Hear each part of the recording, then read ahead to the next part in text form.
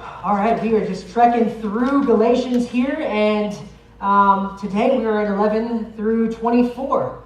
And I pray that we just get well acquainted with the gospel. This whole book is all about grace, and so let's just dive right in. So Tom Papania, I don't even know if I'm pronouncing the guy's name right, but his name, as I read it, is Tom Papania. He was a notorious man. His grandfather helped organize the mafia from Sicily to the U.S., and Papania followed in his grandfather's footsteps and pursued a criminal career.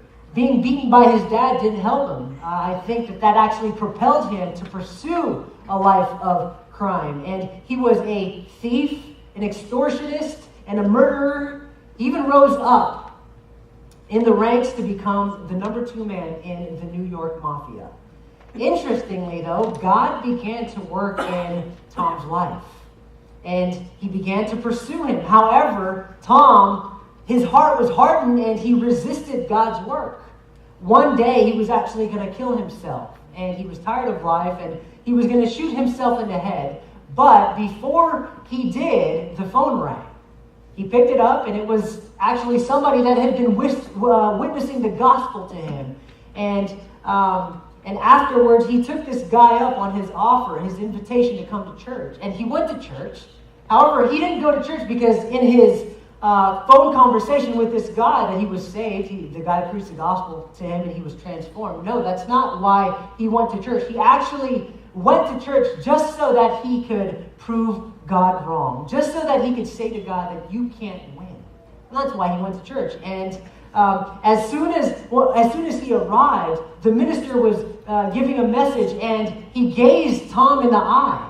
And after the service, the minister spoke to him and said, "I have something I want to say to you, but I don't want to offend you. The eyes are the windows of the soul. When you first came in here, I looked into your eyes, and all I could see was a little boy crying, wanting to be loved." And these words pierced through Papania's heart, and his weakness was exposed. And that night, he actually decided to go back to this church to shoot this minister and kill him. However, he couldn't get himself to do it. He began to speak with the minister, and the minister shared the gospel with him. He couldn't believe at first that because of his track record. However, there was no stopping the call of God on his life, and before he left that night, he began to weep tears of remorse mingled with joy. He was remorseful over his sin, but also rejoicing with tears because of the gospel of Christ. He said to the minister, "I found Jesus. I've been searching all my life, and now that I have him, I'm not letting him go." Tom went on to become a prison evangelist, preaching the gospel to men of a similar background to his, a life of crime. You know, Papania isn't the only person who's experienced such a radical transformation in his life. From the time of Christ until now, God has been renewing and transforming rebels and calling them into the gospel ministry. One such man is one that wrote this book, the Galatians, to the Galatians, and it was Paul, who we'll be covering in detail this afternoon. And the reason that people's lives are changed and transformed through the gospel is because it's not an ordinary message. It's a message from above. It's of divine origin. The gospel, brothers and sisters, is heaven sent. It is heaven sent. Paul began this letter by reminding the Galatians that his apostolic office was from above and not through men. It follows then that this God that's ordained this minister, Paul, that his message is something that he didn't make up himself. Paul was heaven's mailman. He was God's courier to deliver his message, and the message he carried was God's message to our fallen world, namely the gospel of Jesus Christ. We have 2 points this afternoon. The first one, God is the author of the gospel. The second, the gospel qualifies you for the ministry. The first point, God is the author of the gospel. Last week we talked about how Paul began to address the heart of the problem that the Galatians were facing.